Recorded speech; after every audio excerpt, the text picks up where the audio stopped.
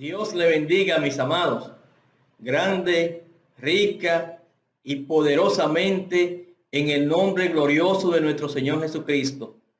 Es mi oración a Dios que estén bien, en salud, gozando de la paz que solo Cristo el Señor nos puede dar. Aleluya.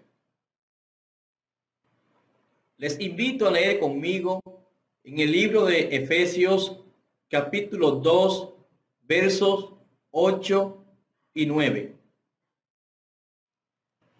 Porque por gracias sois salvos por medio de la fe, y esto no de vosotros, pues es don de Dios, no por obras, para que nadie se gloríe.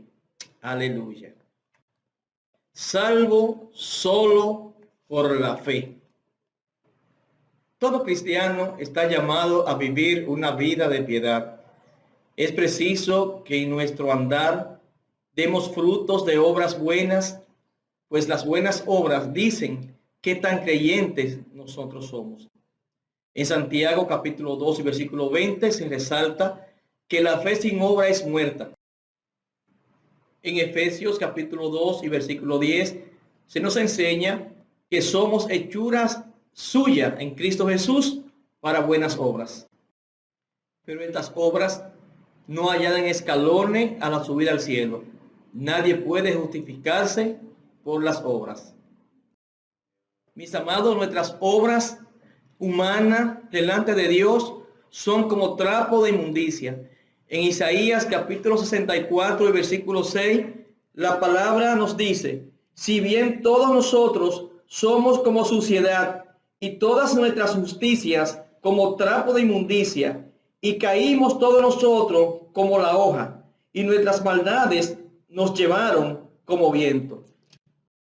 Sí, mis amados, eso somos delante de Dios cuando andamos sin Cristo. Simplemente trapo de inmundicia, basura inmunda a los ojos santos del Señor. En el libro de Romanos, capítulo 3, versos 19 y 20, leemos: pero sabemos que todo lo que la ley dice, lo dice a los que están bajo la ley, para que toda boca se cierre y todo el mundo quede bajo el juicio de Dios. Ya que por las obras de la ley, ningún ser humano será justificado delante de él, porque por medio de la ley es el conocimiento del pecado. Mis amados, la ley te dice del pecado, no te libra del pecado. Del pecado solo te puede librar Cristo. Por lo tanto, se hace necesario de que tú vengas y entregues tu vida a Cristo el Señor, en obediencia a Dios. En Gálatas capítulo 2 y versículo 21, la palabra nos dice: no desecho la gracia de Dios, pues si por la ley fuese la justicia, entonces por demás murió Cristo. Mis amados, la gracia de Dios nos dice a nosotros que solamente Cristo Jesús puede libertarnos del pecado. En Romanos capítulo 4, versos 1 y 3, la palabra dice: ¿qué pues diremos? ¿Que halló Abraham nuestro padre según la carne? Porque si Abraham fue justificado por las obras, tiene de qué gloriarse, pero no para con Dios. Porque, ¿qué dice la Escritura? Creyó Abraham a Dios y le fue contado por justicia. Pero al que obra no se le cuenta el salario como gracia, sino como deuda. Mis amados, la palabra nos enseña a nosotros que las obras engrandecen al hombre, no engrandecen a Dios. Así que procura vivir en la gracia de Dios, no en el fruto de las obras que no te van a conducir al cielo. La salvación es solo y únicamente por la gracia de Dios. La gracia de Dios nos regresa al lugar que Adán había perdido con la caída. Mis amados, la salvación es por la gracia exclusiva de Dios.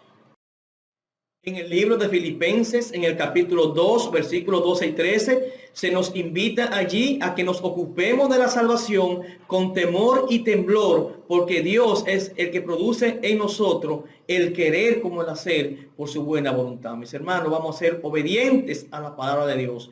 Jonás capítulo 2, versículo 9, la parte final dice, la salvación es de Jehová. Vamos a reconocer que la salvación solamente es posible en el bendito nombre de Jehová. Romanos 9:16 señala, así que no depende del que quiere ni del que corre, sino de Dios que tiene misericordia. Mis amados, la salvación es un regalo de Dios. El pecado nos ha incapacitado para hacer lo bueno, pero Dios en su misericordia nos da su favor. En Romanos 3:28 la palabra nos dice, concluimos pues que el hombre es justificado por la fe sin las obras de la ley. Usted es justificado por la gracia y la misericordia de Dios. Sí, mis amados, Dios nos pasa de muerte a vida a través del nuevo nacimiento por la gracia en Cristo Jesús nuestro Señor.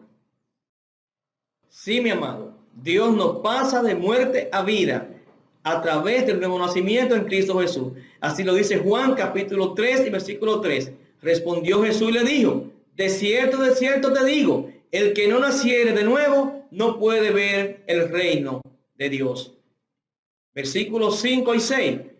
Respondiendo Jesús, de cierto te digo, que el que no naciere de agua y del Espíritu no puede entrar en el reino de Dios.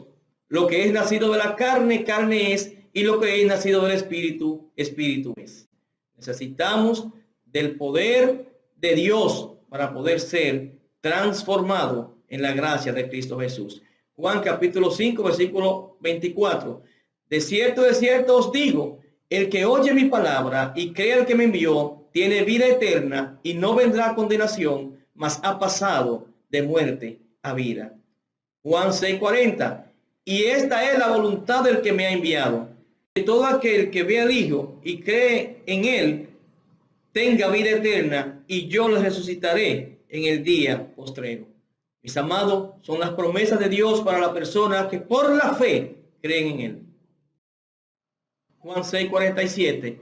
De cierto os digo, el que cree en mí tiene vida eterna. Amén. Gloria a Dios. Mis amados, la salvación por gracia nos da una nueva identidad. En Colosenses capítulo 3 y versículo 3 dice la palabra, porque habéis muerto y vuestra vida está escondida con Cristo en Dios.